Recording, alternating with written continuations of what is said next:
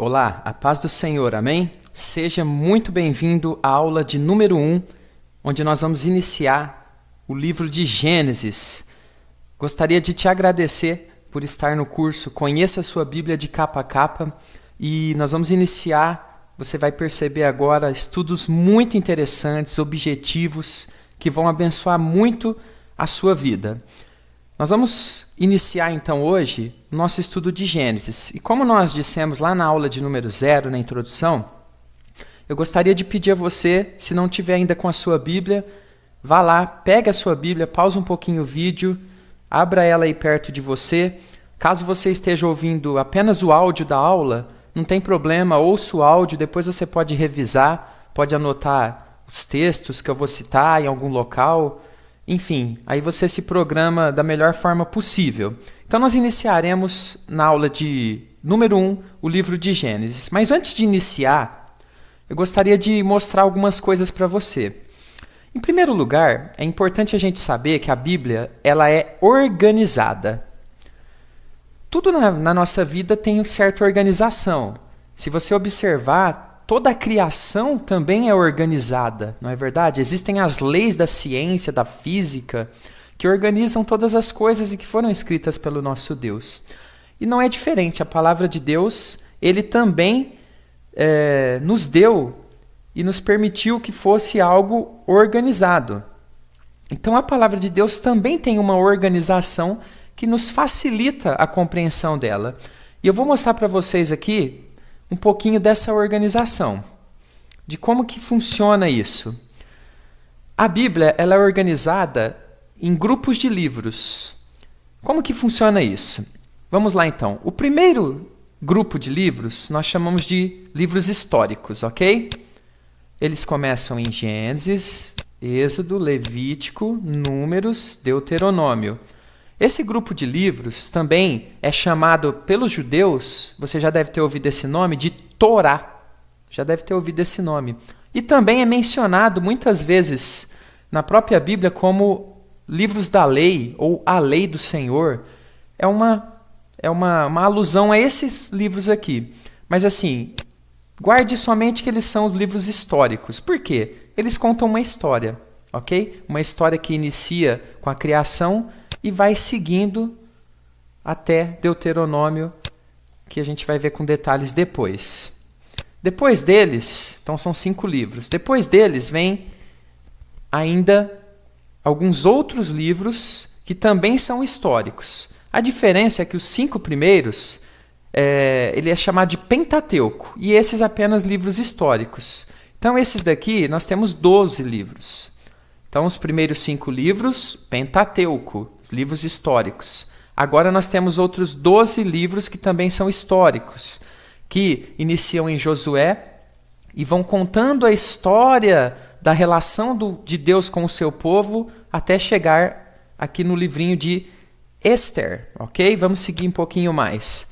Depois nós temos os livros chamados de livros poéticos, que iniciam em Jó e vai até Cantares de Salomão, mais 5 livros, ok? Se caso você quiser anotar, você pode pausar a aula e fazer as suas anotações. Depois nós temos os livros que nós chamamos dos profetas maiores, que são Isaías, Jeremias, Lamentações, Ezequiel e Daniel. São chamados profetas maiores porque tem uma mensagem um pouquinho maior. Então eles foram organizados dessa forma. Então eles são mais 5 livros, ok? Na sequência, nós temos os profetas menores, ok? Os profetas menores, que são mais 12 livros. Eles começam em Oséias e vão até Malaquias. Por enquanto, a gente vai apenas observar essa formação do Antigo Testamento, ok? Então nós vamos iniciar o nosso estudo pelo Antigo Testamento e é importante que você saiba que existe essa organização. A gente vai falar um pouquinho mais dela, um pouquinho mais para frente.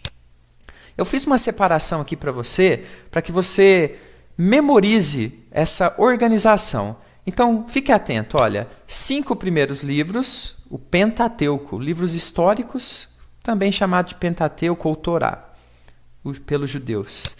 Depois temos mais 12 livros, que são os livros históricos, que vão de Josué a Esther. Depois temos mais 5, que são os livros poéticos.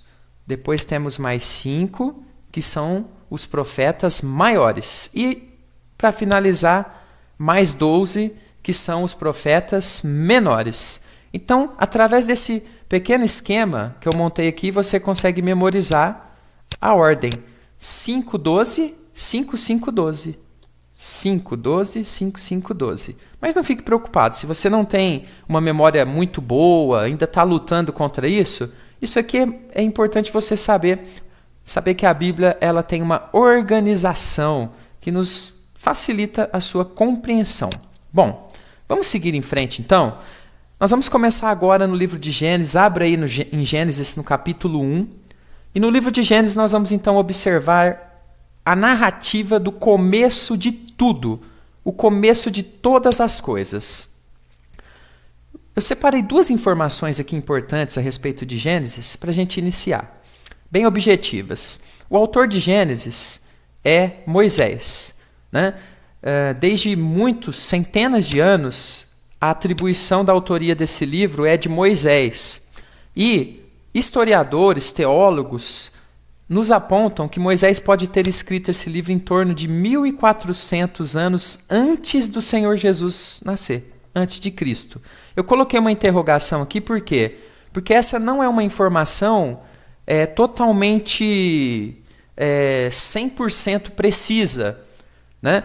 Os estudiosos a respeito desse assunto, eles reúnem algumas evidências e chegaram numa data próxima disso daqui, ok? Isso aqui é só para a gente saber, não tem uma grande importância para nós saber quando que foi escrito ou não.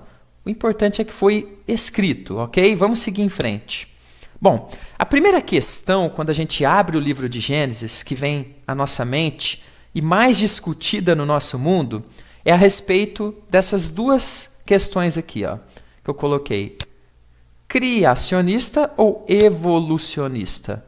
Para você que não sabe o que é isso, os criacionistas creem que Deus criou todas as coisas, né? Ou seja, tudo que existe hoje, né, a criação, a natureza, ela teve um autor, e a autoria é de Deus. Os criacionistas creem assim. Os evolucionistas, eles não creem que existe um autor. Eles creem que o universo surgiu a partir de uma explosão, que é o famoso Big Bang, que é uma teoria, ok? Que os evolucionistas acreditam, além de outras questões, como por exemplo dessa foto que eu coloquei, de que o ser humano teria vindo do macaco, ok? Então, essas são 2 visões, eu não vou entrar tanto em detalhes sobre elas, você pode pesquisar depois, mas são 2 visões que existem, criacionismo e evolucionismo. O que nós somos? Nós que cremos em Deus, a partir aqui de Gênesis 1:3, a gente já lê ali, né, eu coloquei o trechinho, Deus disse, haja. Nós cremos na criação de Deus, que Deus é o autor da criação. Ok? Eu ainda até brinco com o pessoal aí que é ateu, que não crê nisso. Tem que ter muito mais fé para crer que tudo surgiu do nada do que para crer que realmente existe um autor inteligente que fez tudo isso na grande complexidade, né, que a gente pode ver na natureza, na biologia, no nosso corpo, em todas as coisas. Então nós somos criacionistas, levantamos essa bandeira, cremos na palavra de Deus.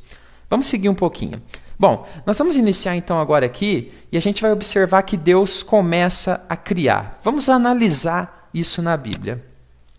Gênesis 1, versículo 1 diz o seguinte, que no princípio criou Deus os céus e a terra.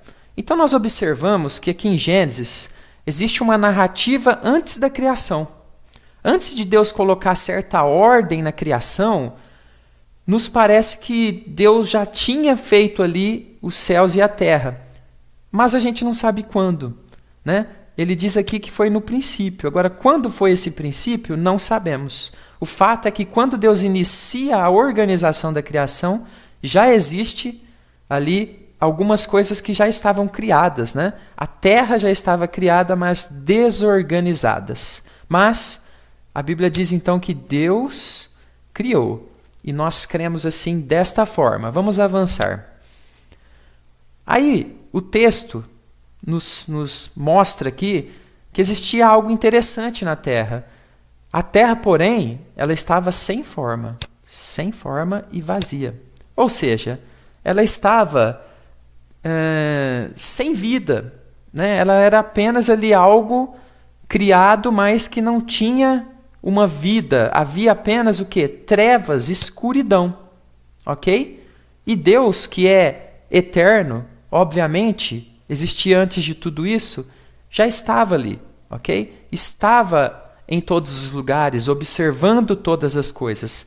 Mas a terra ainda estava vazia, aguardando o próprio Deus lançar a sua luz sobre ela. Vamos avançar um tanto mais aqui. Aí, nós observamos então agora algo muito interessante. Olha que legal.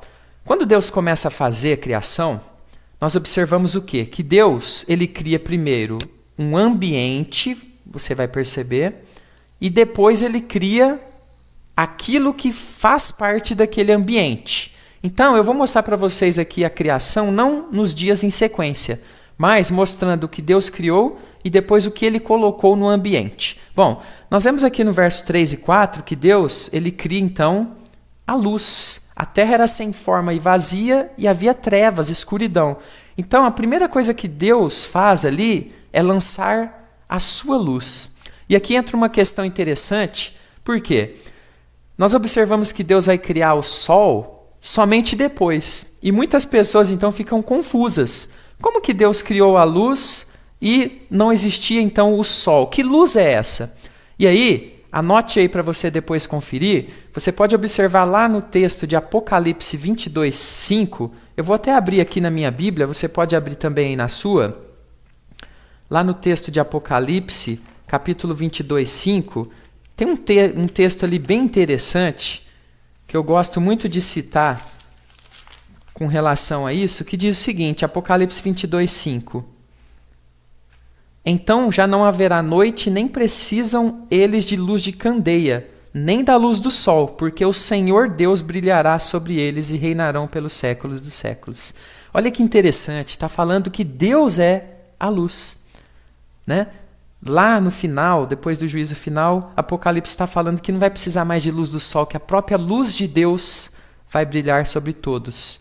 Isso confere com o texto de 1 João 1, verso 5. Você pode abrir depois também.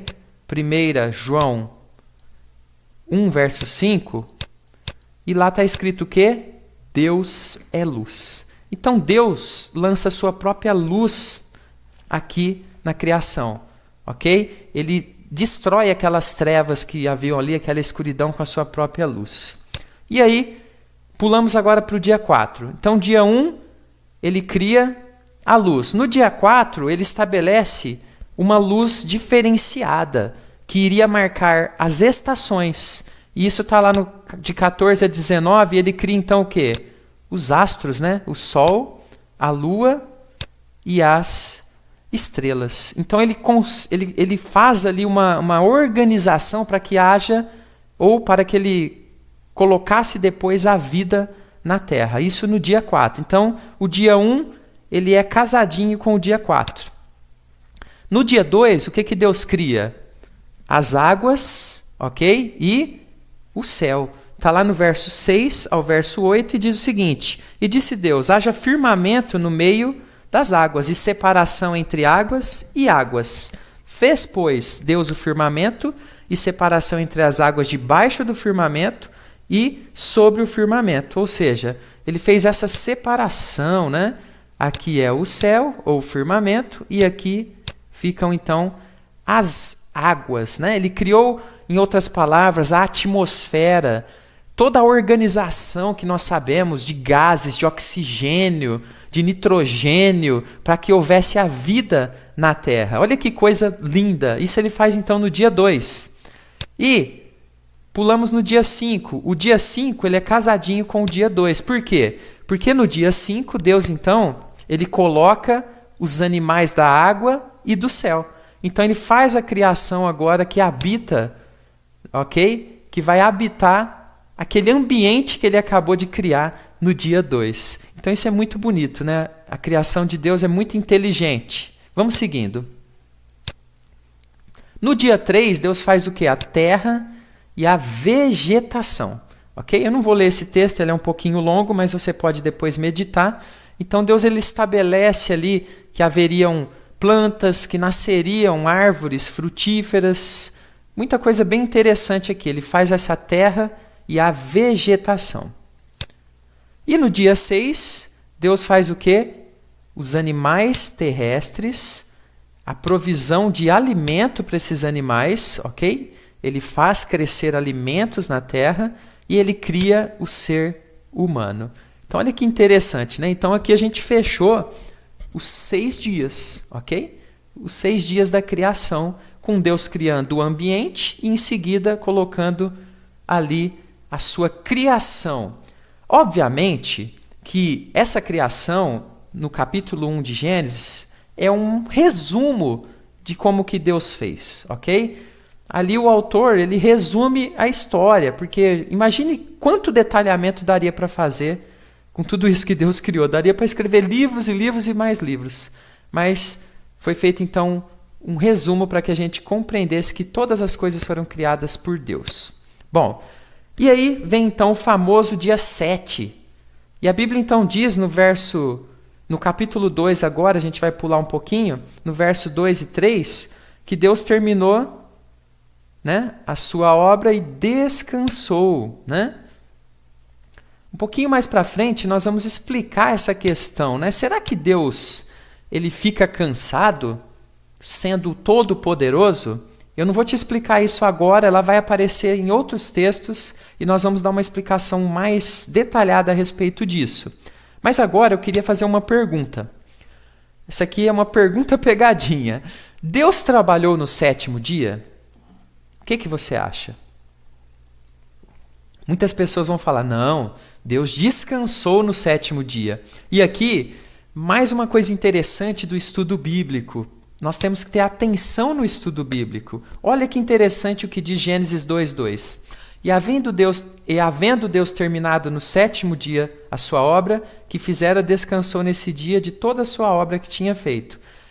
Havendo Deus terminado no dia 7º. Ou seja, Deus trabalhou no 7º dia. Ele fez ali alguma coisa no 7º dia, fechou e descansou. Então, a Bíblia diz que Deus trabalhou no 7º dia. Bem interessante, né? Vamos avançar mais um pouquinho aqui. Aí a palavra de Deus, lá no capítulo 1 ainda, ele nos mostra um resuminho da criação do homem e da mulher. Então diz a Bíblia em Gênesis 1, 26, 27. Criou Deus o homem e a mulher à sua imagem e semelhança. Será que seria mais ou menos algo como isso? Né? Isso aqui é uma brincadeira, né? Será que Deus criou o homem e a mulher uma imagem física dele? Será que Deus tem olhos, nariz, boca, cabelo? Né?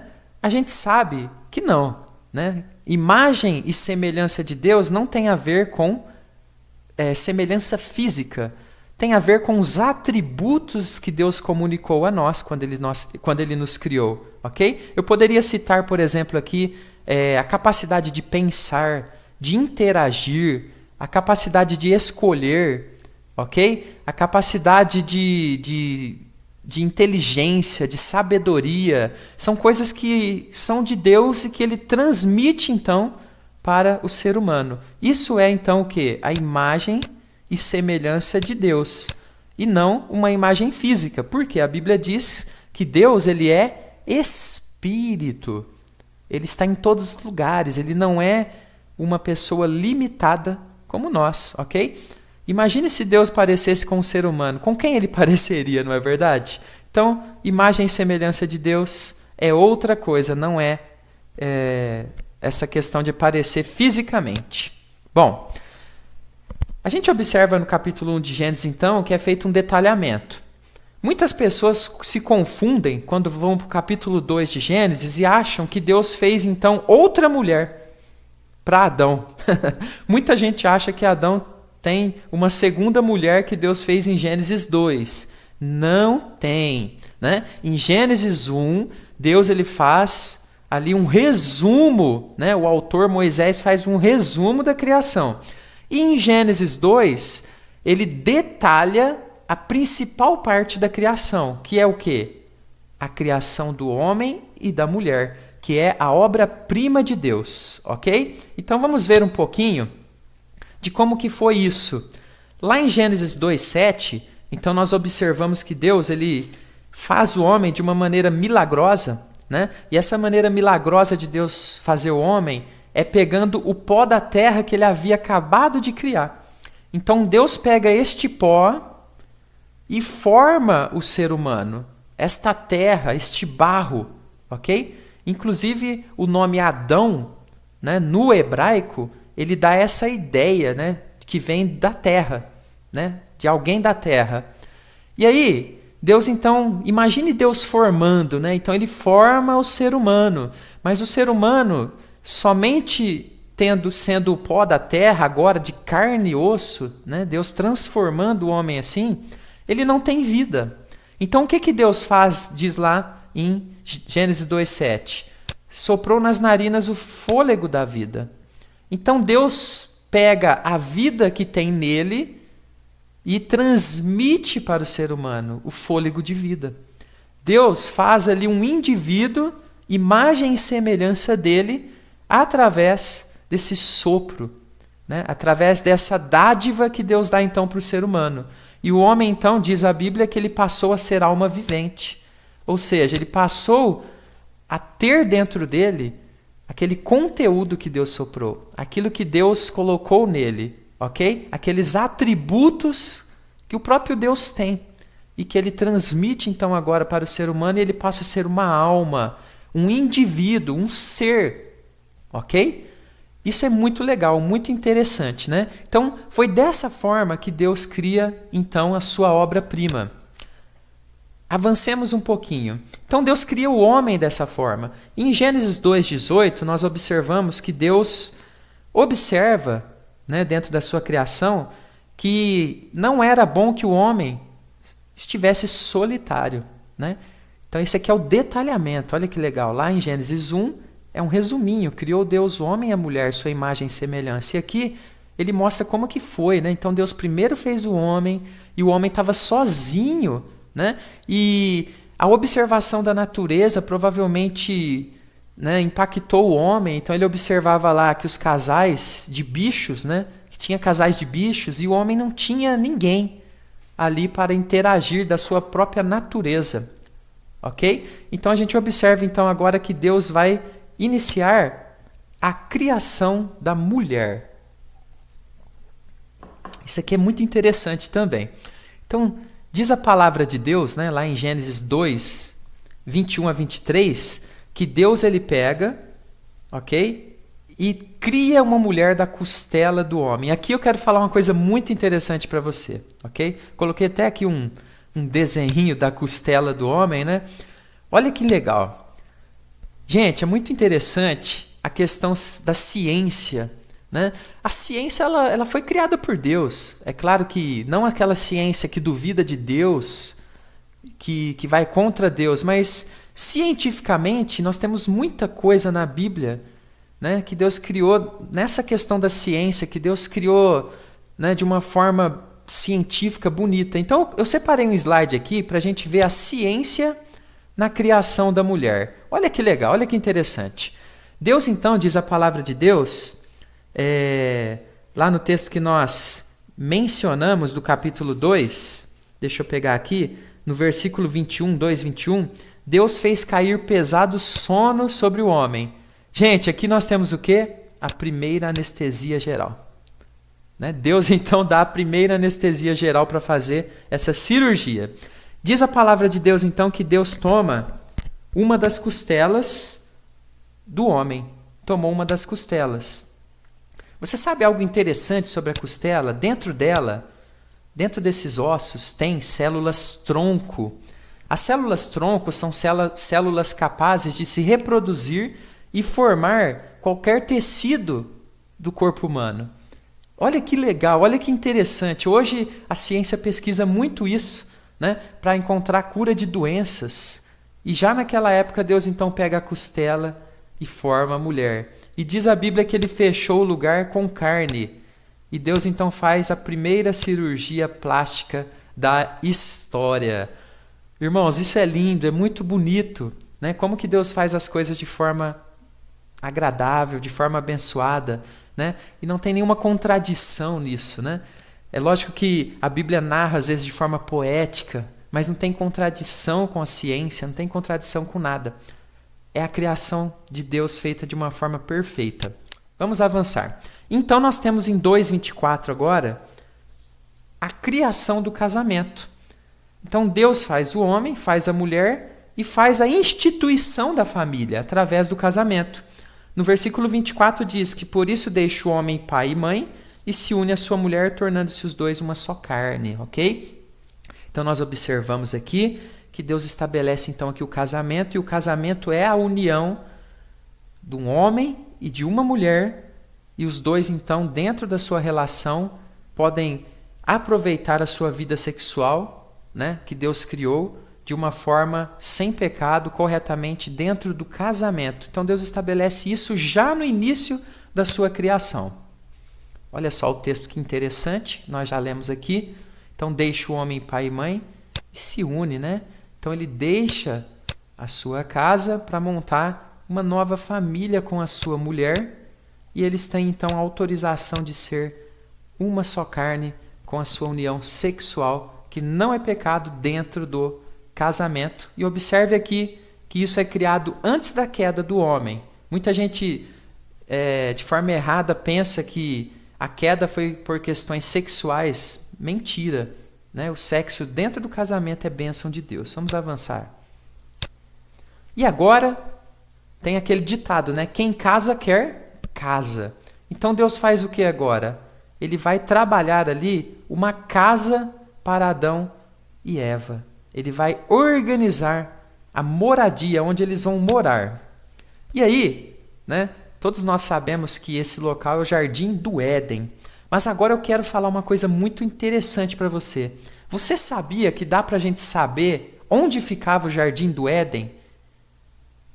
Com pequenas análises aqui do texto da Bíblia, eu vou te mostrar hoje onde que ficava esse Jardim do Éden. É muito interessante. Vou mostrar uns mapas, você vai gostar muito. Vamos avançar um pouquinho aqui, ó.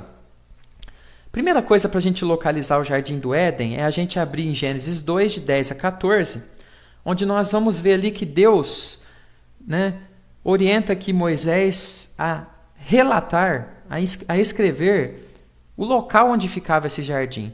E diz o seguinte o texto, olha, saía um rio do Éden para regar o jardim e dali se dividia, repartindo-se em 4 braços. O primeiro chamava-se Pison, o segundo rio chamava-se Gion, é o que circunda a terra de Cush, o nome do terceiro rio é Tigre e o nome do quarto rio é Eufrates. Bom, hoje nós não temos mais a localização desses rios aqui, ó, esses 2 primeiros. Eles se perderam, a gente não sabe exatamente, mas Rio Tigre e Rio Eufrates nós temos. Então eu vou mostrar para vocês, com base nessa informação, onde o Jardim do Éden possivelmente ficava no nosso mundo de hoje, ok? Tá curioso? Tá curiosa? Vamos avançar um pouquinho. Bom, primeira coisa, esse aqui é uma foto lá do satélite, né, do Google, que mostra o nosso mundo. Então vamos identificar algumas coisas aqui, ó. Nós estamos aqui, né, nosso Brasil. Nós temos aqui uma grande massa de oceano, de água, que é o Oceano Atlântico. E nós temos aqui o continente africano, ok? Agora eu vou dar uma viradinha do mapa, eu vou trazer essa parte mais para cá um pouquinho, para a gente chegar lá perto de onde era o Jardim do Éden. Olha só, aqui é o Brasil, né, que a gente já viu, o continente africano. Agora eu vou virar um pouquinho mais, vou trazer o globo um pouquinho para cá ainda. Olha só, a pontinha do Brasil aqui, e aqui a gente vê o continente africano, ok? Vou virar um pouquinho mais o mapa ainda.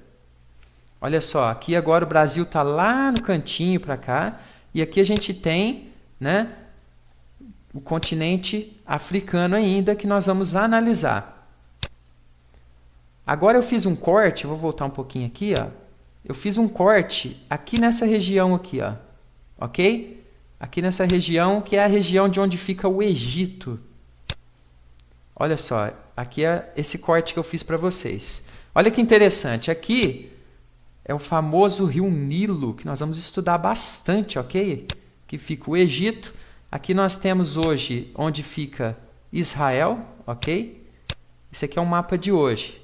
E agora eu vou fazer um corte, vou trazer essa parte um pouquinho mais para cá para a gente encontrar o Jardim do Éden.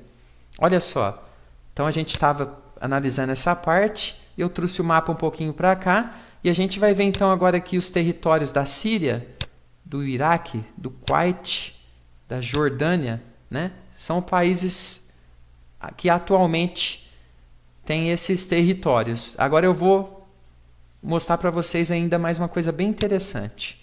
Olha só, mais um corte ainda daqueles países, ok? Agora eu vou fazer um corte mais aproximado aqui dessa área, que vai ser a área onde estava o Jardim do Éden. Olha só, então nós já vimos em Gênesis 2, de 8 a 14, o relato daqueles 4 rios. Então a gente tem aqui nesse mapa o quê? Olha só, aqui a gente tem o rio Tigre, ok? Que ele vem para cá e tal. E aí a gente tem também o rio Eufrates. Todos esses rios, esses 2 rios aqui, existem hoje, são grandes rios, né? E tal. E aí nós temos o quê? O relato bíblico nos diz que esse jardim, ele ficava no encontro desses rios, ok? No encontro desses rios. Então, onde que seria isso? Olha só, a grande possibilidade é que o Jardim do Éden seja ou aqui nessa área onde existe um encontro do rio Tigre com o Eufrates, ou nesta área onde também tem um encontro do rio Tigre e o rio Eufrates. Então o Jardim do Éden possivelmente foi em uma dessas áreas. Ele existe hoje em dia? Não.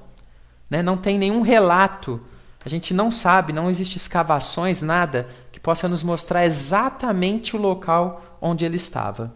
Então, esta é a localização do Jardim do Éden, ok? Bom, nós estamos aqui já chegando um pouquinho mais de 30 minutos da nossa aula, então nós vamos finalizar a aula 1 de Gênesis. Te espero então na próxima aula que estaremos postando aqui no grupo. Vamos postar, lembrando, uma aula por semana para que você possa assistir com tranquilidade, possa digerir tudo que for falado, possa fazer as suas anotações, possa ler, possa colocar aqui abaixo do vídeo a sua pergunta, a sua crítica, para que a gente possa fazer com que essas aulas sejam muito abençoadas, muito gostosas, com muito entendimento da palavra de Deus. Então, Deus abençoe a sua vida e te espero na próxima aula com toda a disposição para desvendarmos mais questões muito interessantes da palavra de Deus. Fica com Jesus.